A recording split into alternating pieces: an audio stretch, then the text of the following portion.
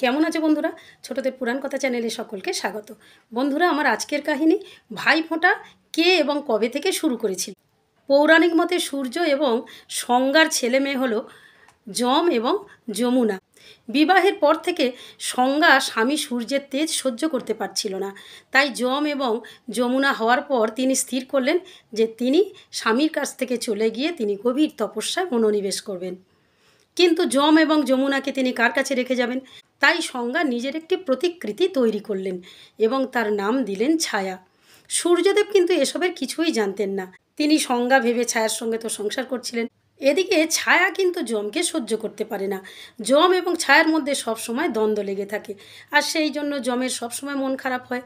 আর সৎ মায়ের কাছ থেকে ভালোবাসা পায় না বলে তার সমস্ত স্নেহ ভালোবাসা গিয়ে পড়ে বোন জমি বা যমুনার ওপর। দুই ভাই বোনে ভীষণ মিল। একবার যমুনার ইচ্ছা হলো যে নিজের হাতে রেঁধে বেড়ে দাদা যমকে খাওয়াবে। তাই যমুনা তার দাদা যমকে নিমন্ত্রণ করলো। আর সেই নিমন্ত্রণের দিনটি ছিল কার্তিক মাসের শুক্লপক্ষের দ্বিতীয়া তিথি। যম তো মহা আনন্দে বোন যমুনার কাছে এলো, আর যমুনা নিজে হাতে খাবার দাবার সাজিয়ে যমকে খেতে দিল এবং তার কপালে চন্দনের ফোঁটা দিল। নিজে হাতে সে দাদাকে খাইয়েও দিল। যম বোনের এই আদর যত্নে খুব সন্তুষ্ট হলো। সন্তুষ্ট হয়ে বোনকে বলল, তুমি আমার কাছে কি বর চাও বলো। যমুনা বলল যে প্রত্যেক বছর কার্তিক মাসের শুক্লপক্ষের এই দ্বিতীয়া তিথিতে তুমি আমার বাড়িতে আসবে। আমি তোমাকে যত্ন করে খাওয়াবো এবং ফোঁটা দেব, এবং এই পৃথিবীর যত বোনেরা তাদের ভাইদের মঙ্গল কামনায় এই ফোঁটা দেবে, তুমি কিন্তু তাদের কাছে যাবে না, তুমি তাদের কোনো অমঙ্গল করবে না। এই বিশেষ দিনে বোন যমুনার কথা যম মেনে নিয়েছিল।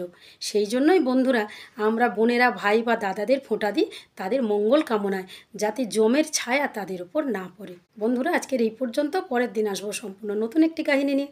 আর আজকের কাহিনী কেমন লাগলো তোমরা লাইক কমেন্টস করে জানিও। বন্ধুরা, নিয়মিত আমার কাহিনী শুনতে চাইলে আমার চ্যানেলটিকে ফলো করে রেখো।